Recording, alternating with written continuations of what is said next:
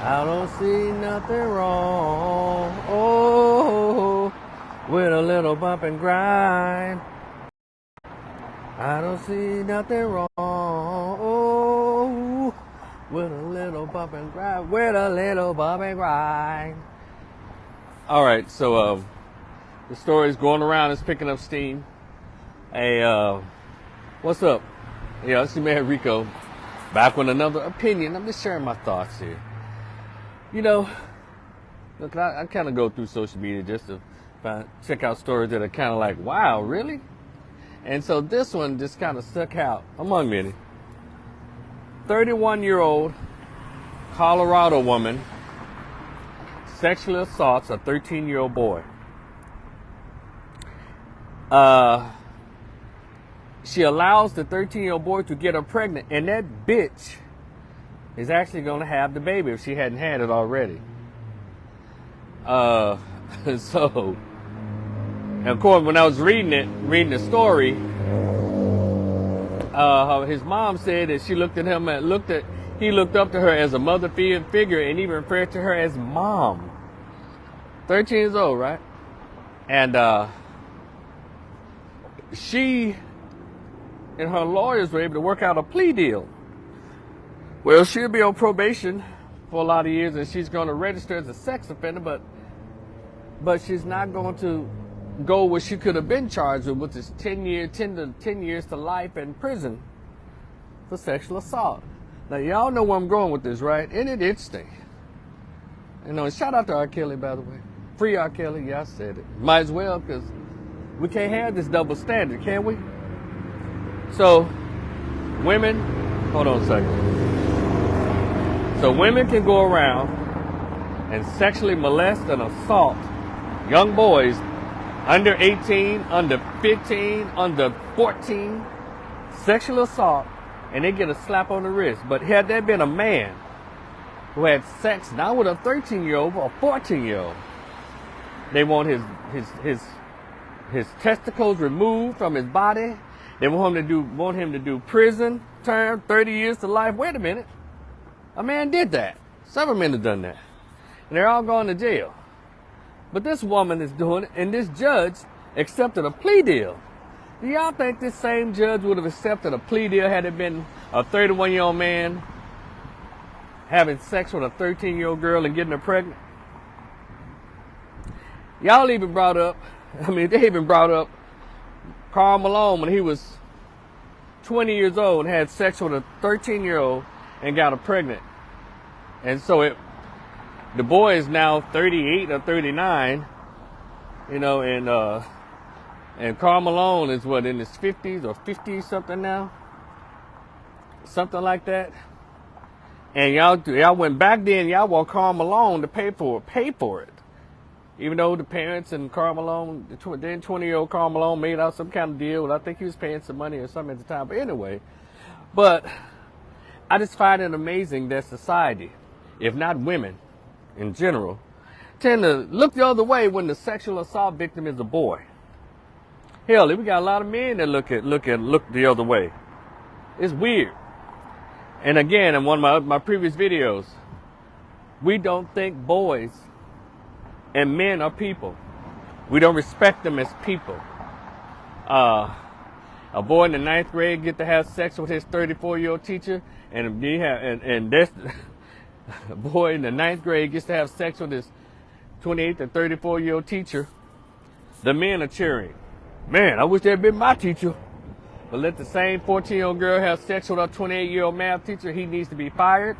He needs to be put under the jail. He's not a man. He's obviously mentally ill. Y'all know the deal, right? And so, personally, I'm sick and tired of the double standard. Because sexual assault is sexual assault. Whether it's a 14-year-old boy and a 30-year-old woman, or a 30-year-old man and a 13-year-old girl. But we don't really hear the other side just screaming out loud when there's little boys being sexually assaulted. Now this heifer, I call her the modern day Mary J. Letourneau. Y'all remember her? Mary J. Letourneau, the white woman with her husband. The husband had 3 children. But she got with a 6th grader. The boy's like in his probably 30 now. she was having sex with a 6th grade boy. I think he was like Samoan or something. It wasn't Vietnamese. It was some Hawaiian or Samoan. And she was like 34 or something at the time. Ooh. She was like 34 at the time. And so, she went to jail for a little bit. Then she came back out. They told her to stay away from the child. She gets caught again in the back seat, letting him clap her cheeks. So what was going on with her? What was going on with him? And I think they end up when they got older, they end up getting married when he turned 18 and she's probably 40 or some shit. They had 3 kids and she passed away. You know, she was just pitiful with it. And then, y'all, I don't know if y'all ever heard this. Maybe it's a vicious rumor, but when Chicago rapper Chief Keef, when he was like 15, some 29-year-old woman, someone thought 29 years old was having sex with him, and this broad got pregnant, and the judge forced the teenage boy, then teenage Chief Keef, to pay this wank child support. So how did the judge, and people wondered, how did the judge look past statutory rape to give this wench child support? And I'm telling y'all, you can't make this up.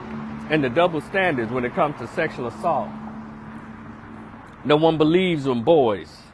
But every day we're looking around, sex trafficking, we have to protect girls, sex trafficking, women have been sex trafficked. And sexual assault girls, but y'all just act like boys don't live in those households too when they get molested and raped. What's wrong with y'all? I know what it is. You don't like boys. And then when they grow up to be these men that y'all are complaining about, emotionally unavailable, kind of out, emotionally just kind of not there, or just kind of off. You wonder where they come from. They come from you ignoring them. And ignoring their pain, and telling them to suck it up and be a man, and the extreme misandry that's going on. It has to stop. So this story is the story of many stories of boys being sexually assaulted. How many of you watched the movie, have ever seen the movie, one of my favorites? It's called Antwone Fisher.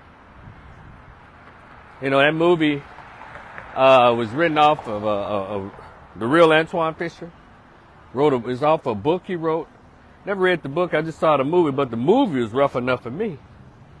He's a little boy, and there's a big grown-ass Nadine in there, got him doing strange things at 6 and 7 and 8 years old. He had to run away from home one time.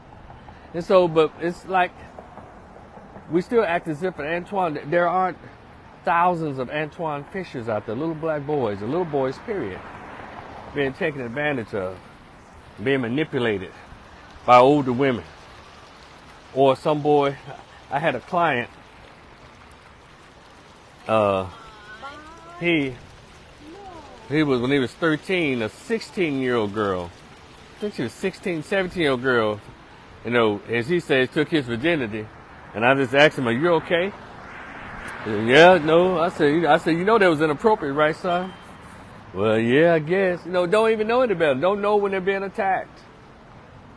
So we're going to have to make the sexual assault of boys a priority, just as it is with girls. Because personally, I don't want to see any children harmed, any children attacked. I don't want to see any children harmed.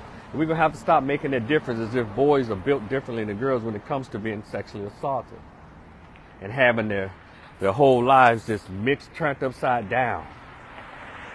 But anyway, I put the story in the description box. Like, share, and subscribe. This is on my Facebook page as well as my YouTube channel. Like, share, and subscribe. And before I leave y'all, in case y'all didn't know, I wrote this little short story years ago. It's like 50 pages now. It's called The Greatest Pain Ever Felt. A conversation with an absent biological father who never wanted to be found. It's a story about when I first found out by accident who my actual biological father was or is, because he's still alive. And in the conversations and the emotional roller coaster I went through and all of that. So if you'd like to check it out, it's only $10. It's a PDF, in a PDF format, so if you email me, what can I do? If you cash out me, please send me an email address and I can send it to you right away. But anyway, thank y'all for tuning in. And I'll see y'all later on the next Rico the Opinionist as I share my thoughts on, whatever I feel like talking about. I'll talk to y'all in the future. Peace.